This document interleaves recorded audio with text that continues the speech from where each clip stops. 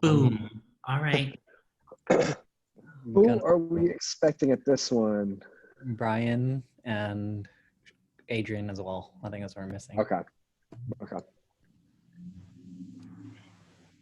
I'm gonna be on for the first two. You're on the first three. Oh, first three. What are the first three? Git, Yeah. database. Yeah. Oh, Is the three. and builds. Okay, cool. And then I'll do this one alone with Adrian. Okay, cool. And then we got the 4 o'clock. Yeah. Yeah. Okay. I don't think. Hopefully, it doesn't take that long. But yeah. Okay. Okay. We got Adrian. Okay. Right then, huh? Brian. Just need Right, Brian. Brian. No, just Ryan. My bad. That's it. Okay. All right. Hey, Zach. Cool.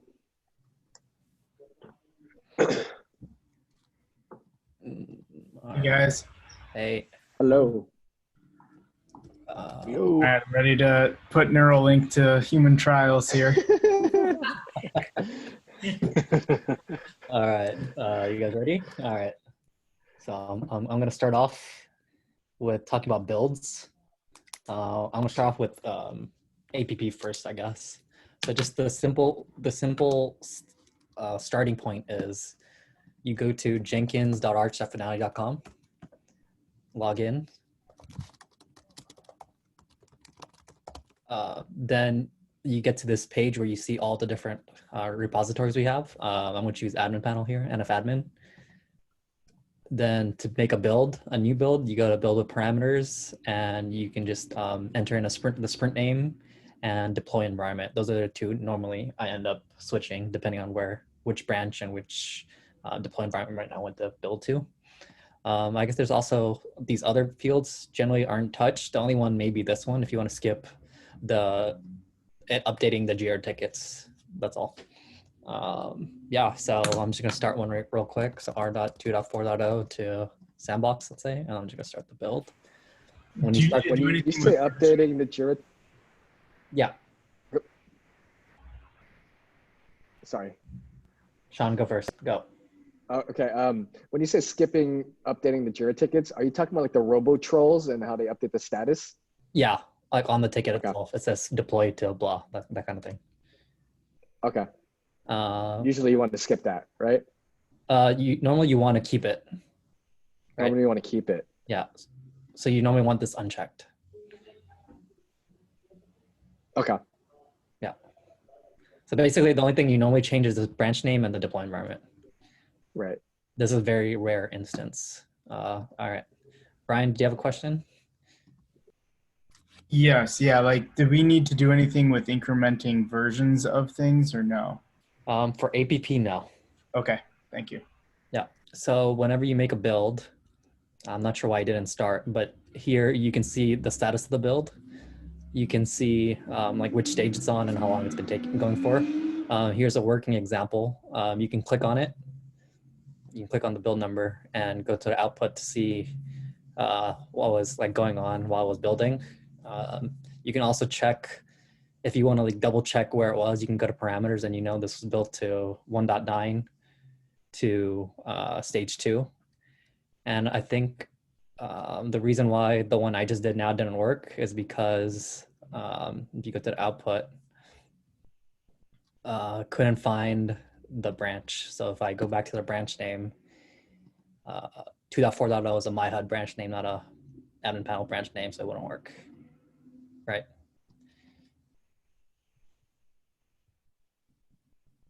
Yeah, we're on the same page so far? Yep. Oh, makes sense. Yep. Gotcha. Okay. All right, cool. All right, so that's the general layout there for APP. I guess a few things to note would be like if you hover over this, you can see the last few commits added, like this one, for example. This is, yeah, this is how you can check. I think I already mentioned this. This is the like what parameters were passed when you created the build. This is the output if there's any errors. And yeah, I think that's generally how that works.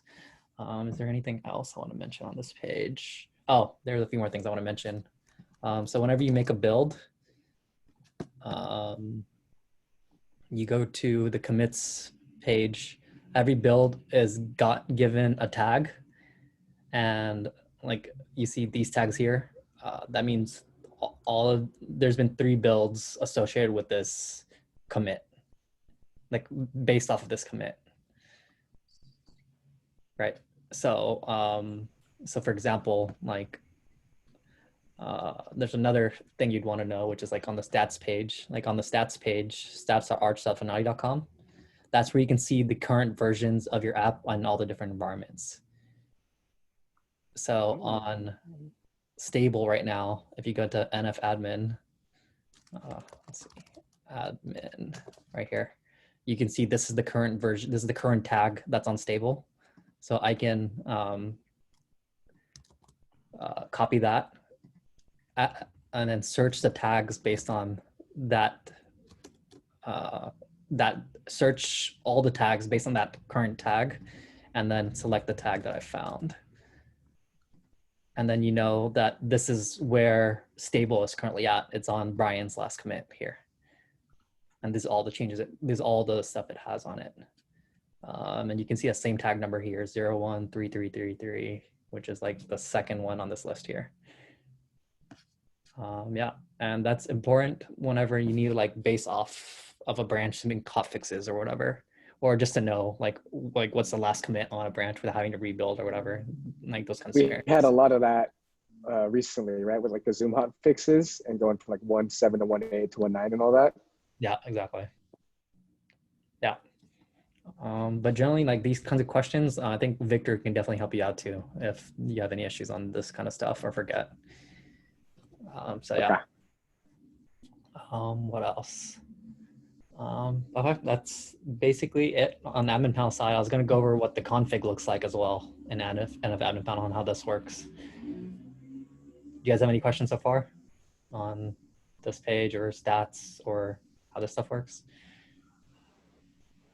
Pretty straightforward. So Okay. We are rolling.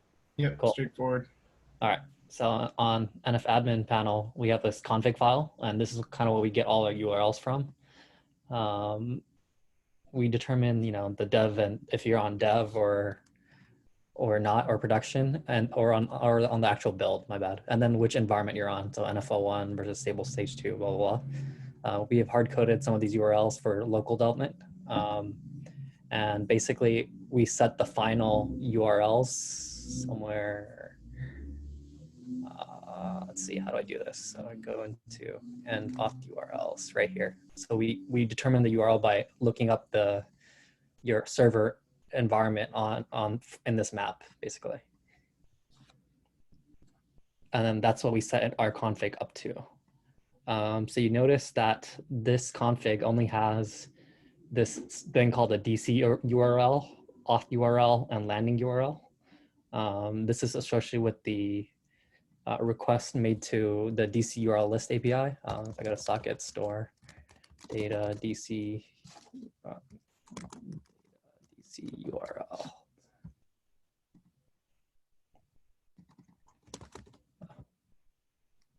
Where am I trying to go here? I forgot.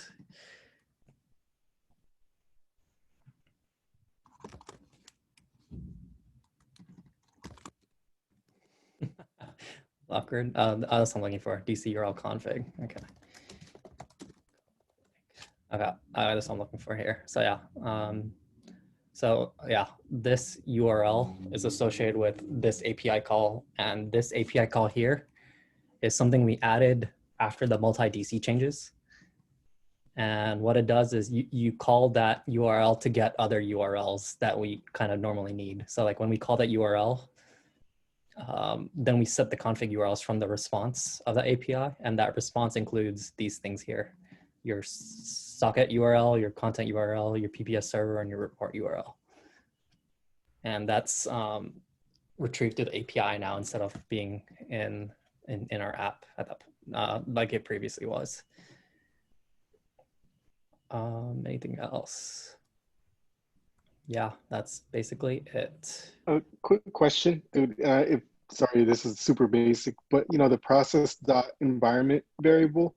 Do do we ever set that? I've never set it before when like running the app or bootstrapping the app or anything. Is this just something that comes from, is it just something that usually defaults to stable or? So I know Node Oh, M, it's in the Node script. M is in Okay. here in the script whenever you run it. Okay. And I think they both are. Yeah, they both are set in the script. So you see, Okay. Got it. Node env here and server env here. Cool. Perfect. I Cool. never noticed that. Wow. Okay. Yeah. And then not to go too far down the multi-DC rabbit hole, but that's pretty much that same flow is implemented across the board, across all our apps, right? Like Brian did it on mobile, and then we've Yeah. got it on MyHUD and HUD Web, right? That's right. Okay. Ooh, thanks, man. Okay. Any questions so far on APP? I don't think there's anything else related to this I have on APP. When do you typically modify the config file? When do I modify the config What file? would be an example scenario where you would need to change something in there? Let's say like one of the URLs changes, like this is now CMGR, sandbox CMGR, that kind of Yeah. thing. That's usually the only time when. Okay. And then the last major time was whenever the backend wanted to change the workflow. Sure. And then they wanted to save different things in the config file than what we previously had. So that was a different story as well. But other than that, it's been pretty rare when we update this Okay. file. Yeah. Okay. If there's no more questions, I'm going to go to my HUD real quick. All right. So my HUD. Okay. So same thing, my HUD. Let's start off with the build process. So same thing, you go to jenkins.arch.finale.com. And here you actually look up nf-hud, nf-hud. And from here, you can, the same build a parameters button. There's just a few steps that's different. Here, you just need the branch name and the deploy environment. And I'm actually just gonna do this one really quickly just to show you guys what happens. And okay, so yeah, I'm gonna start the build here. And this should actually trigger, if you look up nf-hud here, there's actually a pipeline set up. What is going on? And okay, so you see not only nf-hud, but you also see nf-hud OS X and Windows. These are like operating system specific builds. So basically, if you make a build on nf-hud, it actually calls OS X to make for the Mac OS pipeline, and then the Windows one for the Windows pipeline to make both the builds for you. In general, I think this process is laid out in that one of the two links I provided earlier. So in here, this kind of tells you how it works. But anyways, back to the flow. So maybe I missed this, but what's the difference between using the nf-hud versus myhud pipeline? Is there myhud? No, I don't know what myhud is. Oh, it's just, the myhud is just a link to all the 4 things that are associated with myhud. Okay, so nf-hud does both HUD OS X and HUD Win, Yeah. and then myhud does all 3 of those. No. MyHUD is just a hyperlink to this page, so it doesn't do it. There's nothing else. Oh, okay, I understand now. Okay. Yeah. Thank you. And then nf-hud. So what nf-hud does is it makes both of these builds, or you can individually say, I just want to create an OS X build or like a Windows only build kind of thing. Like if that makes sense. So like 90% of the time, you'll do nf-hud and then make both builds at the same time. All right, so back to this build. There's one step that's different from admin panel, which is here. It pauses for the versioning. And if you click on this, you can input the next version. And this is a little kind of annoying to find. So generally, you can either ask Ruben for the current version and then increment it by 1, or you can do this as well. It's another way to do it. If you go to nf-hud and Bitbucket, go to commits, go to tags, and the top tag has the version number. So the last build was 1073. So then you can make yours 1074 here. So you can make this 1074 and then proceed, and it would make the build. The question. Yeah. So just for some context, is that number, are we increasing that like, I guess, what, like after every sprint kind of thing? After like every handoff to QA? Is that when we would increase the build number?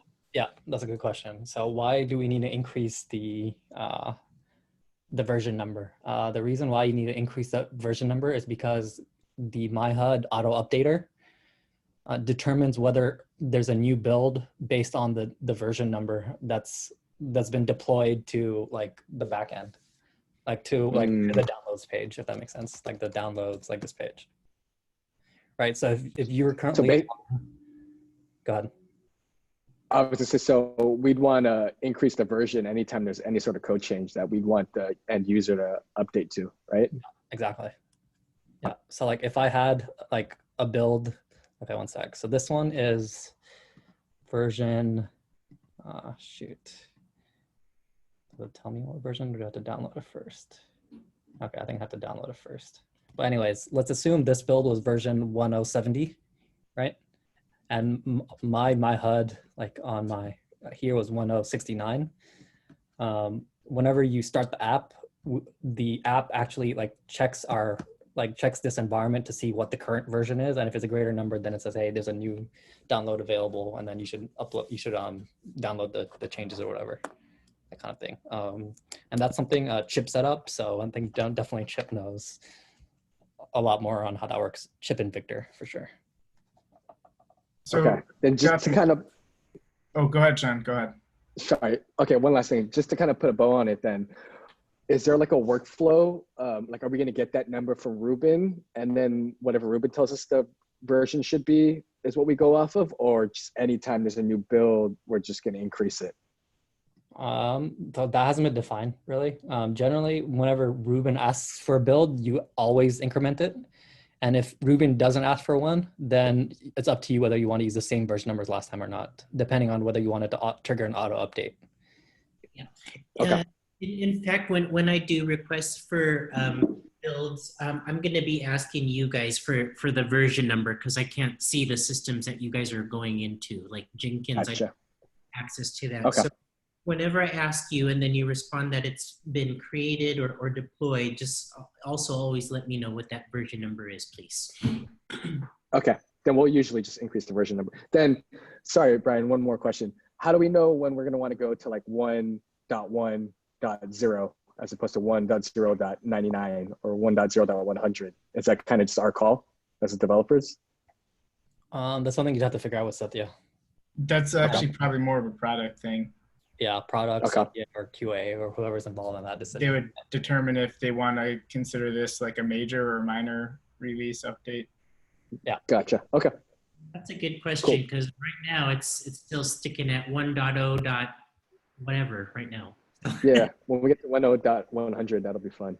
Yeah, I mean, typically like major versions will be incremented with like major new features that get implemented and things like that. Right. Okay. Yeah. Gautam, quick question on regarding the version number. Can we not get that from stats.arch? Yeah, you can actually get the same information from here as well. So if you go to my okay. One sec. I think it's. I'm used to going there, so I thought it might be there. Maybe you can't. I don't see my HUD on here. Yeah, I don't see my HUD on here. Otherwise, I would assume you could, but yeah, I don't see my HUD on. Wow. So no, you'd have to go through the commits tags, and this is generally in order of like your latest. Okay. So yeah, just no worries. Just wondering. Yeah. I have a question, and maybe out of scope of this, but how about rolling back? Is there every time we roll back, are you able to do it from here, or? I will roll back changes. Okay, I'll get to that in a minute. I'll write that down though. Okay, yeah, for sure. Thanks. Okay. Okay, anything else in regards to Jenkins?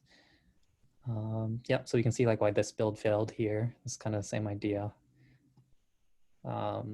Yeah, sometimes like the builds fail because of like changes on the Apple side where they update agreements and stuff, but generally Know Your Victor handled those situations. I'm not aware of what the fixes are there. Okay, I have nothing else in the build portion of my HUD. I'm going to go to the config section of my HUD. So I feel like the config section is generally well documented up here. but just on a high level, it sort of works similar to admin panel, right? Except here, your dev and prod environments are kind of hard coded. So you can, like you've normally done, you can change the environment here and then start the build or whatever. The reason we do it this way, not the way we did it in NF admin, is because like you start up two different things at the same time, and it's hard for like the variables you set in the package JSON to affect this startup, because you're starting both like parcel or something, and you're also starting like the app itself. So it's kind of weird. I don't know how it works. I'm not like super familiar with it. Maybe Adrian knows more than I do. Yeah. Anyways, a few things about this, because this is probably the most confusing config out of all of the ones we have. Let's see. The confusing portions are, let's see, is because we have to support this functionality, which is, no, I don't have it open. Let's see, because of this functionality that they requested. So basically, you can go to this path on your Mac or this path on Windows, create this file, and specify an environment that you want to switch your build to point to.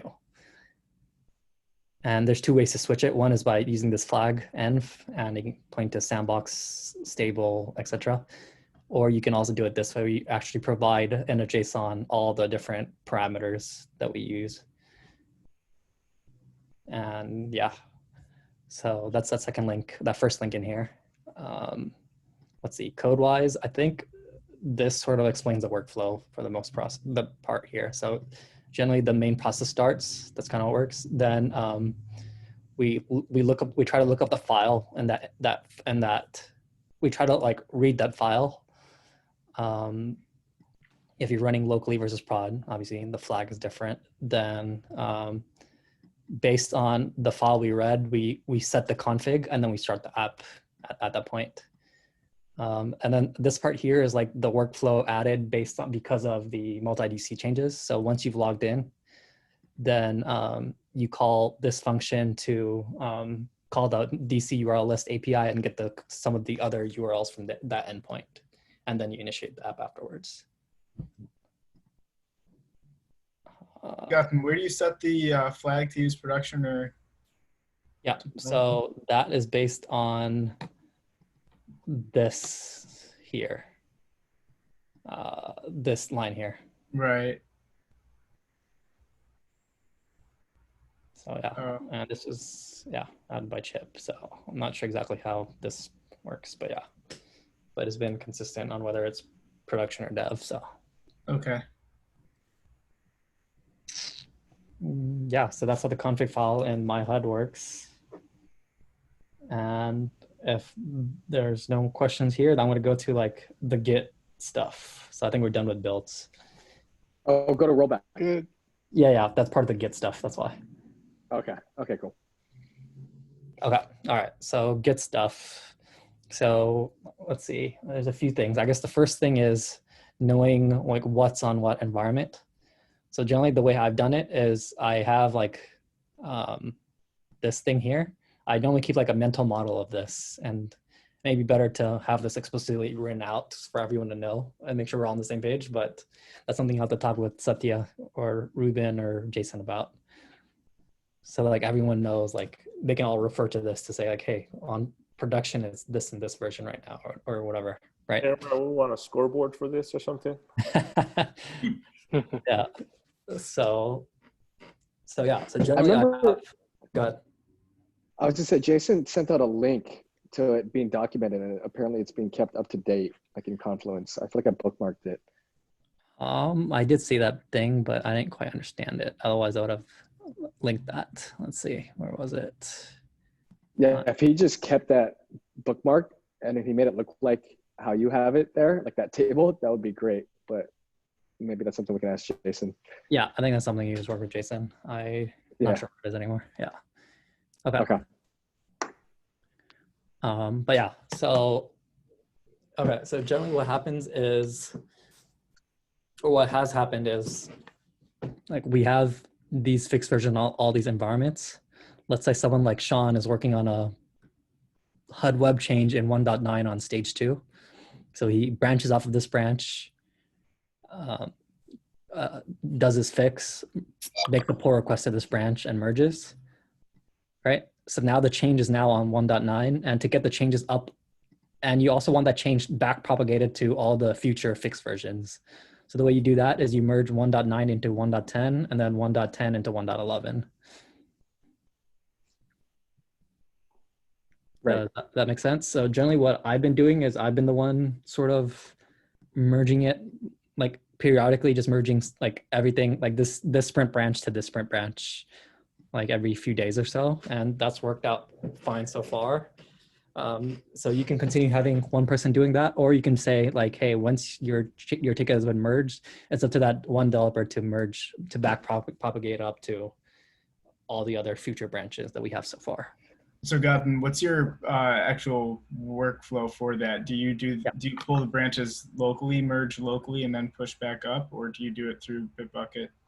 I do it locally, but they're both equivalent, so it doesn't matter. Okay, so you just go from, I would assume you would go into the more recent sprint branch, merge the older sprint branch into that, then push the new one back up. Yeah, so generally my flow would be like this. It'd be like, if I go to /nf admin, I would go to Git. So like this is the branch I'm on. Let's say I merge this to Git to sprint r1.9.0, right? Yeah. And I would pull this to make sure I'm up to date.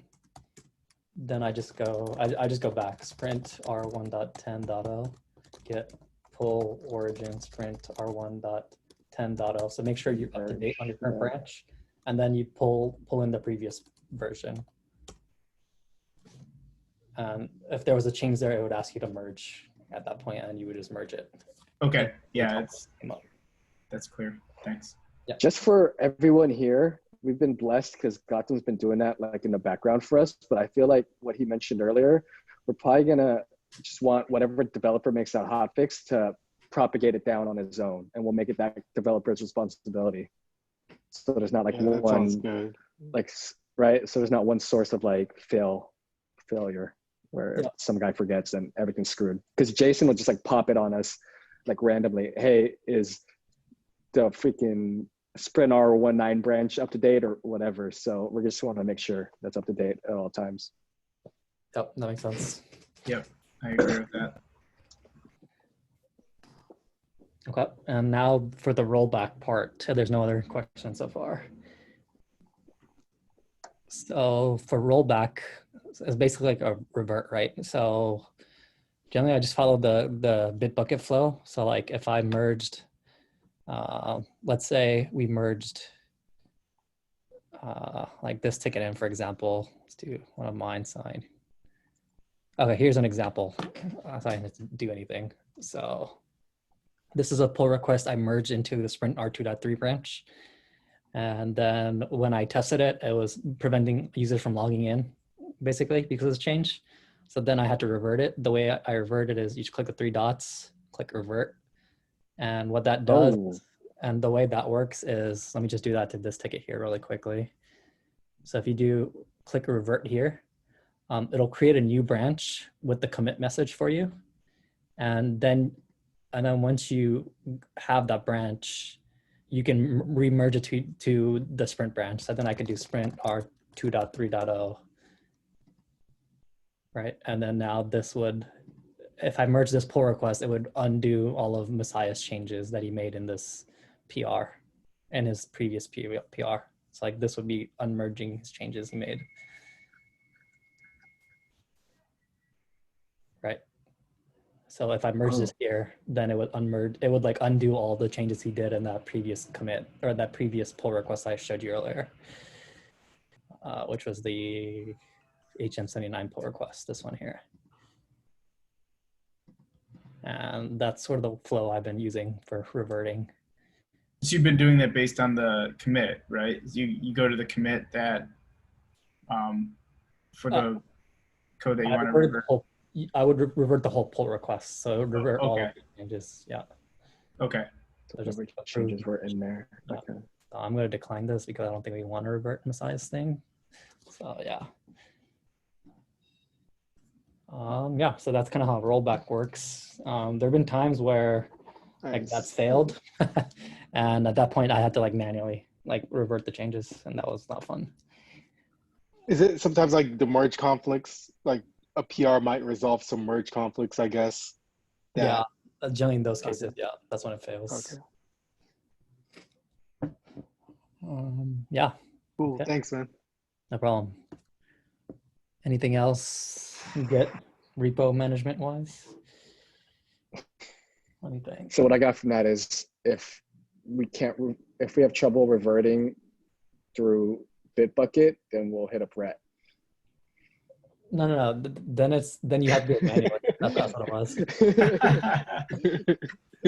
Red just understood that. That's all. That's it. Yeah, it's like sometimes your I'll hit up fixes Ret. might like, you had to resolve some merge conflicts in your PR that kind of like that was working to work with your PR. So when you take out your changes, those merge conflicts, they don't apply anymore. The merge conflicts you resolved are actually worked with the older code, and that's why you have to kind of put those back in. Yeah, if that makes sense. Yeah. Okay. Let me make sure there's nothing else in terms of here. So I talked about this. I talked about stats. Yeah, make sure you refresh the current version before you ever like check one of them. Gautam, do you have to do anything with merging sprint branches into the master branch? That's technically something that's a bad thing on our end. We haven't been doing that, but it should be easy to correct. All you have to do is whenever like a certain, like whatever version is on production, that's when you merge that sprint branch to master. Okay. It's like whenever 1.8 goes to production, then you merge 1.8 to master at that point. So you want master to always be what's on production, basically. Gotcha. Yeah. And the rest of the flow would be the same. Oh, I guess I didn't talk about creating new branches and stuff like that. So I guess that's a good point too. So in general, whenever a new sprint starts, you would just create a new branch off of the last sprint branch. So like, let's say we're on sprint R1.10 right now. So I would do from sprint R1.10, I would create sprint R1.11.0. And you can do this locally or through Bitbucket, obviously, and then you just create it at this point here. And then you could just hand that over to everyone to say, here's all the changes. That's all. That one's pretty straightforward. Anything else? That's all I can think of right now. I don't have anything else Git repo management wise. That is good stuff so far. Yeah. Cool. Pull requests in here. Oh, do you want to talk about how to like make a hotfix branch or something? So like, let's say there's like a issue on production and they want you to like fix it, or like merge it or whatever. Go for it. Oh yeah, for sure. So let's say we have some random tickets. Let's go Jira APP 302. All right, so let's say this is a ticket QA open saying that there's this issue's occurring in production, we need to hotfix it or whatever. So like the way I would do that is I would first go to stats page, refresh the current version, which I just did. This should refresh all the different environments, by the way. So when you click on it, it refreshes all 6 or 7 or whatever we had here. Then you'd go to QA1 because we don't have NFO1 in here. So you could assume QA1 has the same build, the same version that's on production, basically. Then from here, you would go to admin. I guess since we're on APP, I would get this tag, copy that. I would go to in here, I would check out that tag. And then so now you're at the commit where the changes, you're at the commit that has all the changes, okay, one sec. So now I am on the commit, the last commit that's on QA1, if that makes sense. And then you can branch off of this commit. So then you can git checkout -b app 303.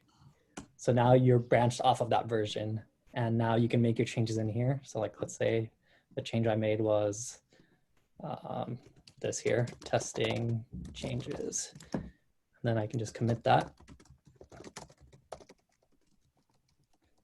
03 test, and just push it up.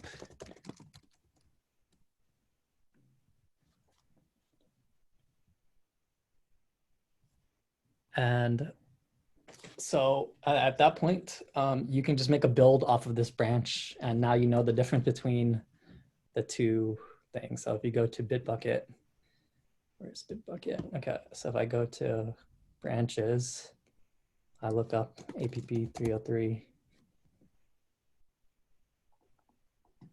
And then when you click on that, you can see the diff between that and where was I? I guess I gotta look up the tag again. So one sec. Where did the tag go? Okay.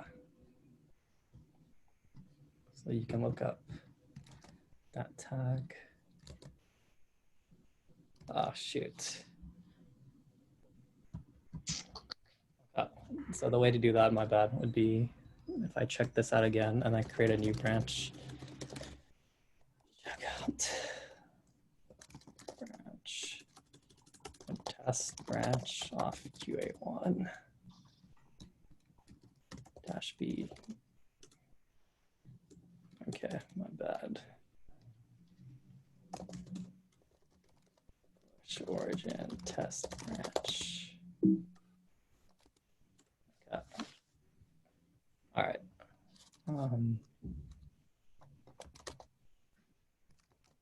Refresh this page real quick. Changes, test, branch off QA1. So there are no changes. Git checkout. Git push. Maybe I screwed something up. Okay, this is awkward.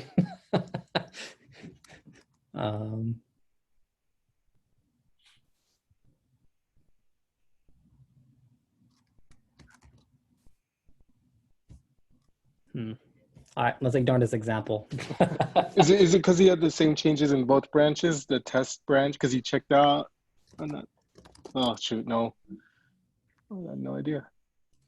So I think you're trying to do the diff between what the last commit on QA1 was and the new branch that you pushed, right? Yeah. One sec. Maybe I didn't. Oh, you know what? It's because I made the changes on NFHUD. That's why. I made the changes on NFHUD. Right. Test branch changes. Okay. So if I do that, git status. Actually, test changes, git push, origin, app 303. And then refresh. All right, that's because I did the changes on the wrong branch. So this is the changes between the two now, and it's just this change. Can you go over like the high level implementation of that again? So yeah, you get the latest build tag, and then you create a branch off of that tag, right? Yeah. So like imagine it sort of like this way. So imagine. It's like, you know, you have like these are your commits, and this is like your chain of commits basically, right? Okay. And like, let's say this is, so let's say this here is like your QA1 branch, or my bad, oh, shoot. So let's say this is stage 1, right? This commit here. And let's say, I don't know how to move this, but whatever. And let's say this is QA1 here. And so what we're doing is, what are we doing here? So what we're doing is, when when you check out the tag, you're checking out basically this commit here. That point You right make a there, new yeah. branch. You're creating a new branch off of here, and then the changes you make occur on top of the changes here, and it branches off on its own. So this is your hotfix branch, right? So then you can make your own change commits here, and at that point, you can either merge this back into here. Merge what? So at this point right here, you can just make a build off of this to QA1, and then this would be your new QA1 branch. This would be your new right. branch. Okay. Yeah, and then if you need more hotfixes, you just continue adding it onto here. Got it. Okay. And then, but like further down the line, eventually, we're gonna need to, like that new production, then like a further production build is gonna need to be like caught up with stage 1 eventually, right? Yeah. So like, yeah. So let's say you made the changes to here, right? And now you want to back merge it to stage 1's branch, right? So then you would make a pull request from here to this branch, and then there'd be like a merge commit here where you merge these two together, and then wait, what's being merged into what? This is being merged into stage. Your hotfixes branch is being merged into stage 1. So we're you keeping specify stage that 1. when you create the pull request. Like if you're in the bucket, you can specify the destination branch that you want to merge that commit into. Yeah. That PR. Mm-hmm. Gotcha. And we're keeping stage 1 in effect. We're keeping that up to date with the latest production hotfix. Okay. And then it gets even more trickier because technically, let me draw this a little bit. Let me do this again. So let's say this stage 1 is actually here, S1, and this is actually stage 2, right? Yeah. So then what would happen is when you merge this into this actually branches off over here, and this merges here. And then you have to merge this one too. So you have to merge both of these up here as well, and then so on and so forth. Oh shit, what the hell? Right. Yeah, because it won't just come in here and propagate automatically to all of these other ones. Did I register for someone? I hope I could turn to someone on that one. Yes. Yeah. Okay. Basically, there's no way to do it right merge. now. Yeah. Basically, there's no way to merge to multiple destination branches at once. So you have to do them one at a time. Yeah. Okay. It's like how he bubbled up that 1.9 to 1.11 in the way it's like, yeah, this is just like a merge chain. Exactly. Okay. And yeah, that's basically it for Git Repo Management. Oh, okay, cool. Thanks, man. No problem. Next is database viewing.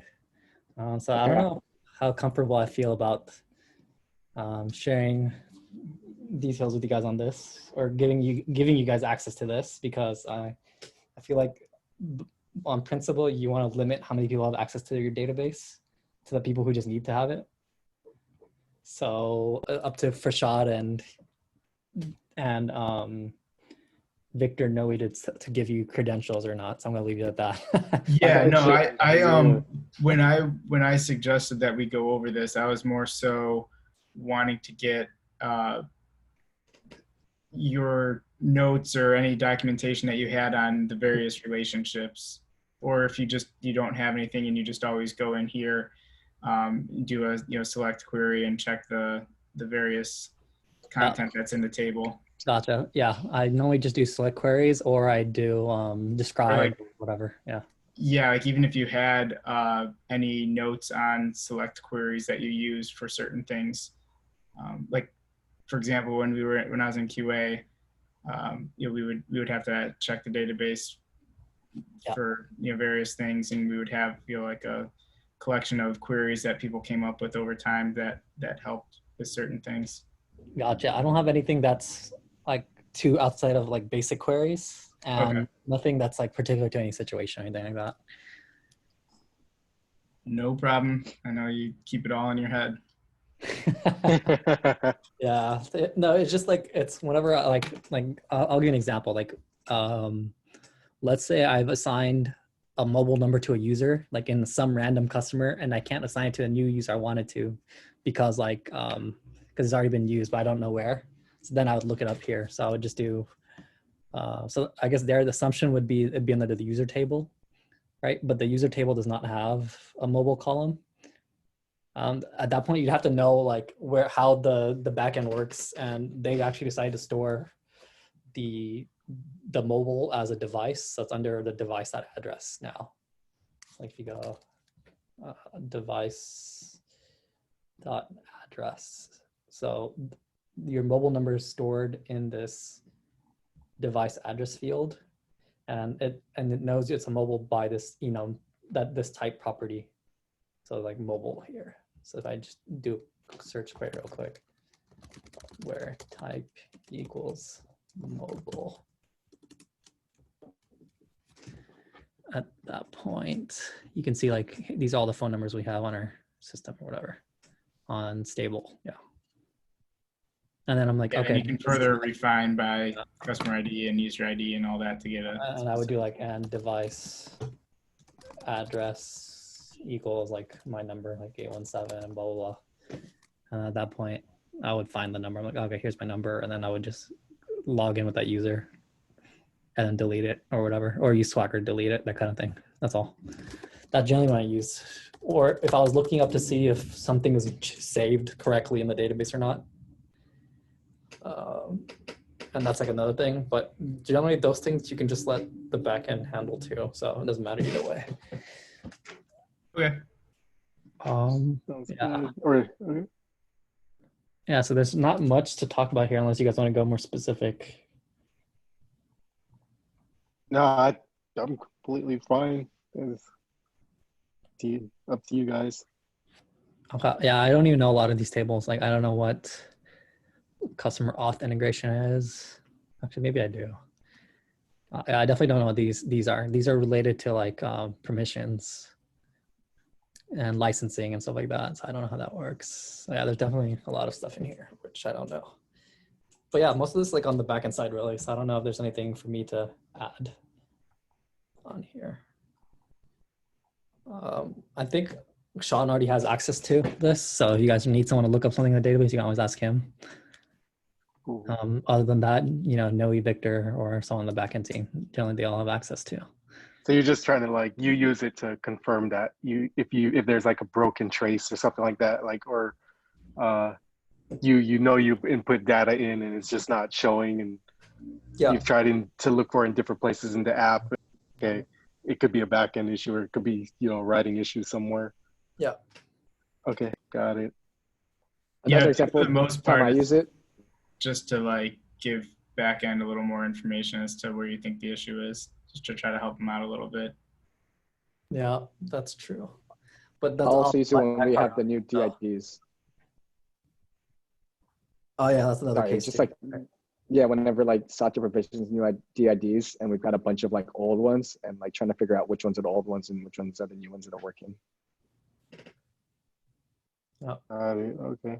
And to Brian's point, I've definitely had it backfire when I was like, oh, okay, maybe I'm helping. And then it would end up leading them down the wrong path for like hours. And they're like, oh, wait, this is the issue. And then like my looking to the database didn't help them at all. Yeah, definitely got to be careful with that. John Kong, he's like, ah. So yeah, that's a two-edged sword there. That's all. Yeah, so I think I'm going to skip this one, honestly.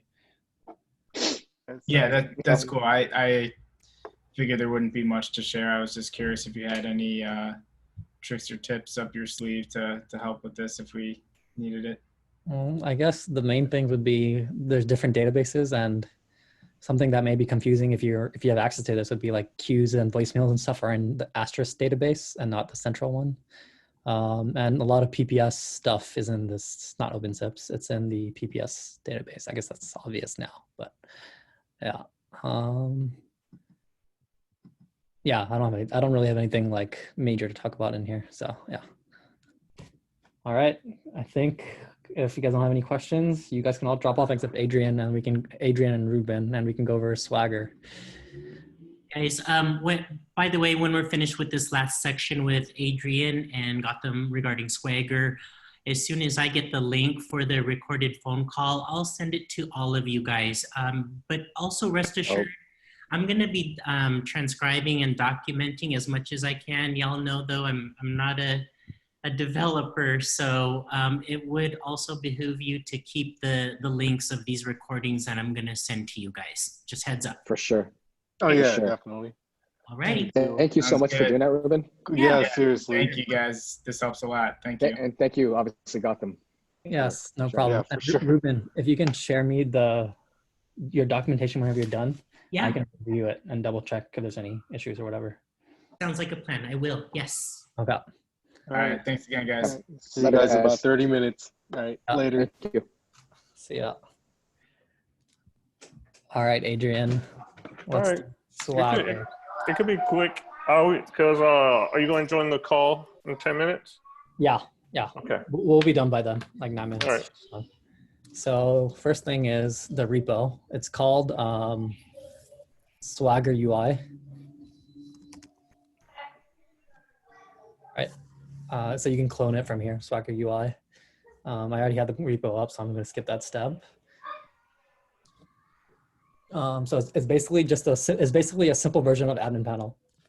So it uses MobX, has just 2 stores, that kind of thing, right? Has just 1 route basically, and all that kind of stuff. Okay. It uses package.json, package locks files, so you can just run like an npm install to install your chain to install it. Swagger UI, right? And then there's only a master branch. There's like no, because I've only worked on it like 3 years ago, and then it's never been updated since then, basically, or it's been very infrequently updated, I guess a better term. So I'm going to do an npm start. The main way it works is, index.js is your route, your starting point, your app.js is your starting point. It's very similar to app. In here you have your 1 route. Then we have this breadcrumb component to, let's see, if I go open up localhost, which would be like this component up here, right? Your header is the top header up here. And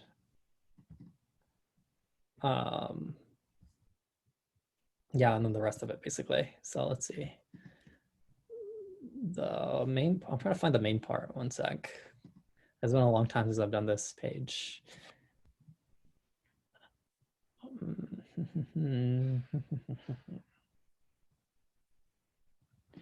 API link. Oh, I was gonna say the content stored in the database, because when Ian or Shao, when they update Swagger, how are they doing that? Yeah, gotcha. Yeah, that's what I'm about to get to. 1 sec.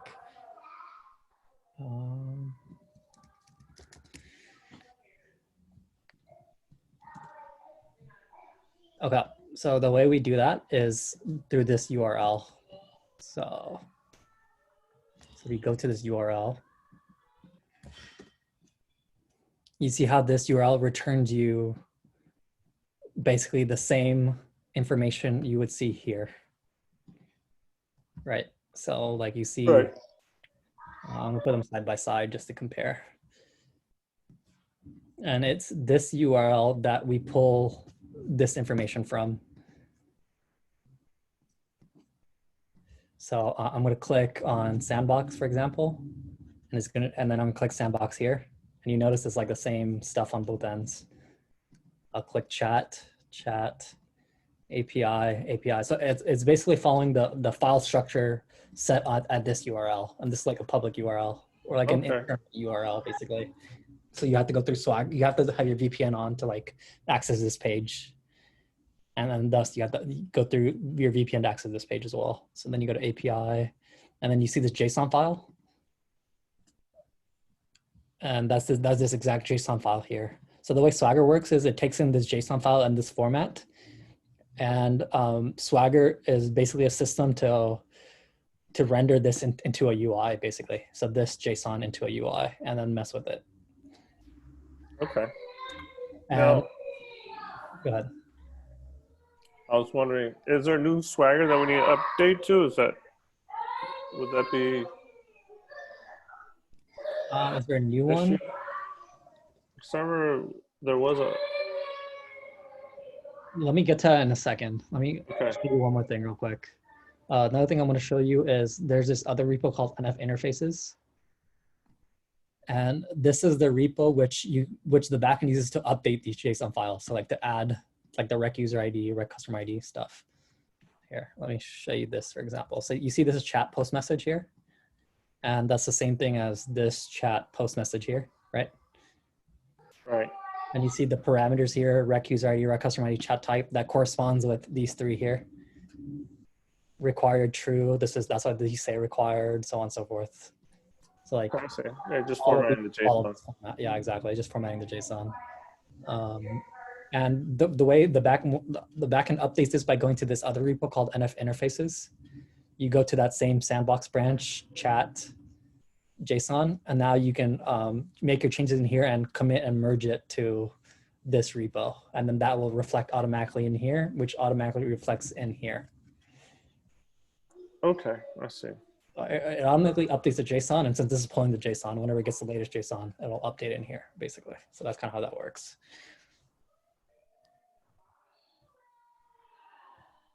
Yeah. Okay. And your question was what exactly again? Oh, updating Swagger, right? Yeah. Swagger. I honestly haven't been keeping up what the latest version is, but yeah, you can just go to Swagger.io, and this is where you have the latest versions, and you can look up in here what the latest version is somewhere. I'd have to look it up too. I'm not sure what the current version is. I think if you can click on this, oh, never mind. It used to. It doesn't do that anymore. Never mind. Yeah, that's basically how it works. I think this page here would be, oh, let's not go there. Would be this homepage JS page. Okay. The homepage. Yeah, so that's this page here. And then when you load up a different page, I think that's called data list, not data list.js. It's called